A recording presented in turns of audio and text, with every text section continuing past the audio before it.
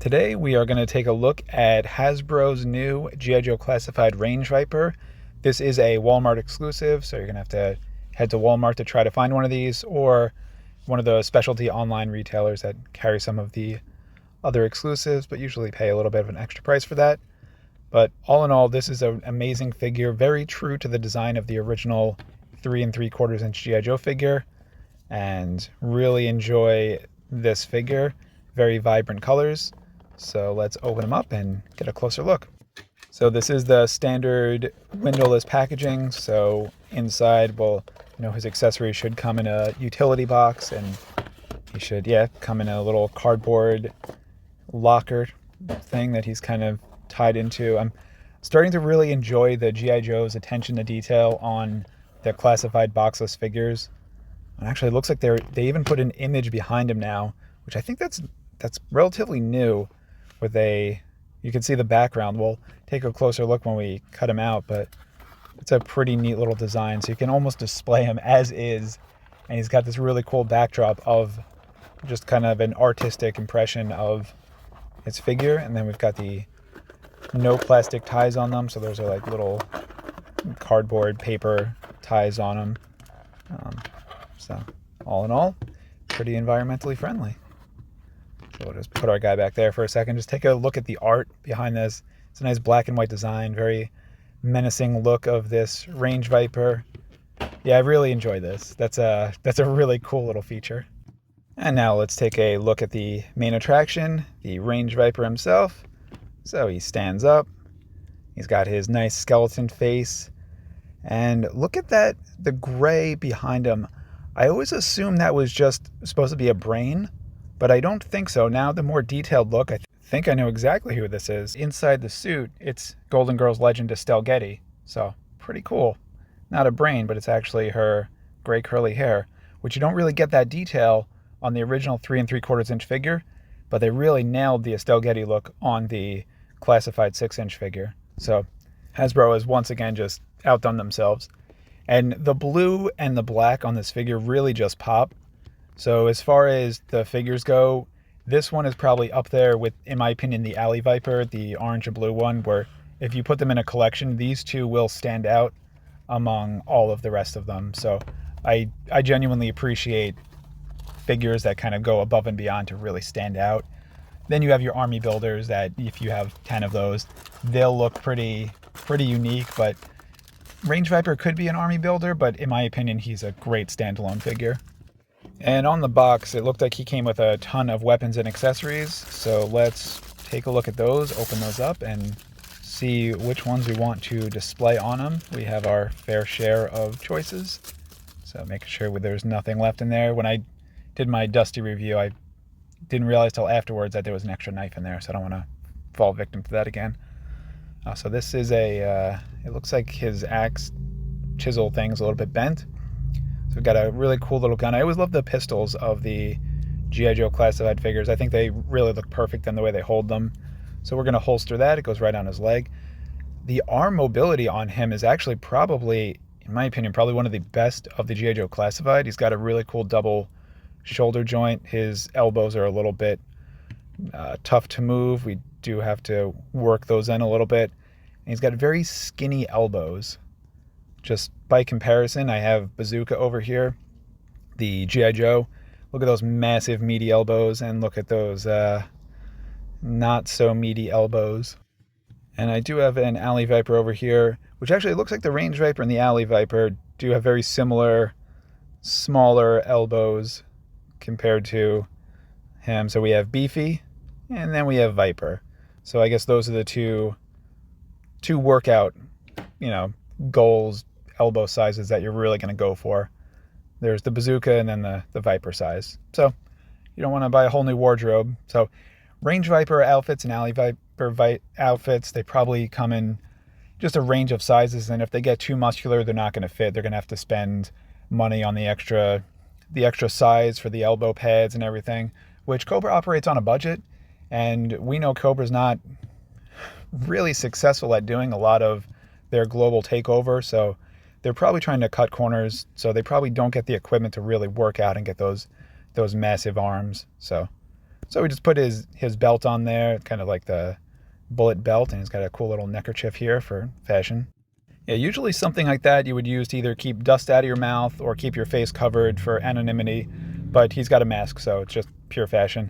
And he's got a sai, which I know Raphael the Ninja Turtle appreciates that weapon choice, so he's a fan, so he'll probably watch here for the rest of the review, because now they're brethren in arms. So I will probably definitely be displaying them with this weapon. I really like this. It's very unique. And I think for the next up, we're going to go with the backpack. It's a cool little kind of safety cardboard on there. And we got a cool little antenna. We've got the little like hose that goes into the back of his head. So we'll just, that's clearly upside down. So we'll just put it the right way. And yeah, that hose is going to attach. Let's see. Look, oh, yep, there's a hole in the back of his head. And we'll see how snug it fits. Usually something like this, when you plug it in, it does pop out when you move his neck. So let's see how snug that fits. And when we move him around, if it comes in and out, which is not the worst thing. It's actually, no, that's pretty good. That stays in there pretty snugly when he's shaking his head no. So good job to Hasbro. And we've got this little belt, not belt, gun ammo thing. Does not look like it's for this gun. That fires larger bullets, so it looks like it will be part of this. Oh, and there's a little hole in there that looks like that's where the bullets go, so we can just fire away, aiming at those Joes. And let's try to figure this one out. So we know the bullets do feed in through there, but how it attaches, I'm not quite sure. It does have a little notch on it. I'm not sure if that notch goes into the hole, or that does look like where the bullets go, but I don't really see a good spot for it. Yeah, the notch does not look like it really fits anywhere.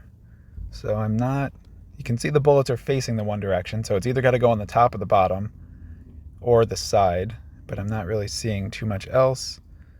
Yeah,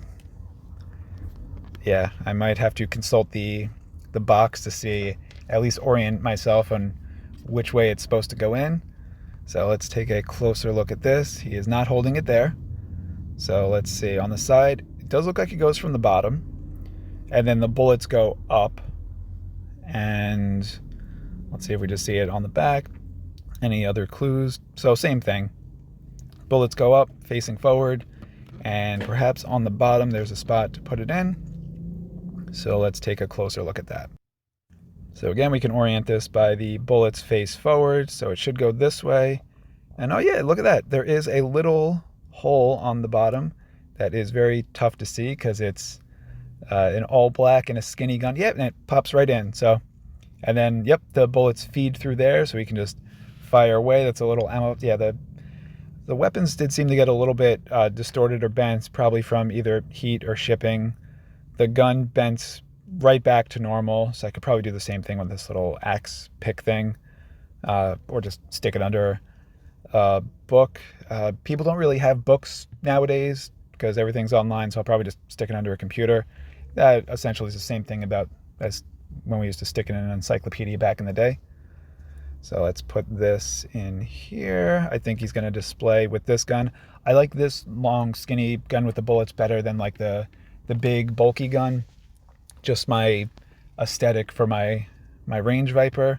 I feel like this gun has more range to it than the other one, which is more close range firing. So unless he was a close range Viper, then I think this is his display gun of choice. And then he's got his sai, because he's also disapprovingly judging people, always with a sai. And he's got his pistol, and he's got his little hose in his back of his head, so he can breathe through his gray curly hair. All in all, this is a really fantastic and unique looking figure. I really love the range Viper. Always loved the original one as well. My only concern is a growing concern I have with the G.I. Joe classified figures is they've been coming with more and more accessories, and you can no longer fit them all on their body or in their hands with what they come with. So there's no place that I can put one of these guns unless he's holding both, but then there's no place for the sai, and then there's no place for the pickaxe unless I miss something. Actually, this, as I was talking, this gun has a really cool spinning bullets thing, so it's a nice little feature. There is a little kind of notch over here. Perhaps I could put the SI in there, and then at least we could put that in there, and then he could hold the other gun. It doesn't look like it fits though, because the sight kind of flares out a little bit, and I don't. The same thing with the axe. So unless I'm missing something, that holster doesn't really hold anything too efficiently without potentially breaking it. And I don't really see. It looks like there's a little hole in the end of the pickaxe thing, but I don't see a little notch on it. So for those two, the big gun and the axe thing, I'm probably just gonna put those away, and this is how I'm gonna display them. Still love this figure. Stay tuned for stop motion, and thanks for watching. Man, these hours are getting to me. Thinking about putting my resume out there for another job. Yes, I hear you. I would love to as well, but I just can't with the house under construction. Oh yeah, how's that going? Well, the first floor is going great. The second floor? Well, that's a whole other story.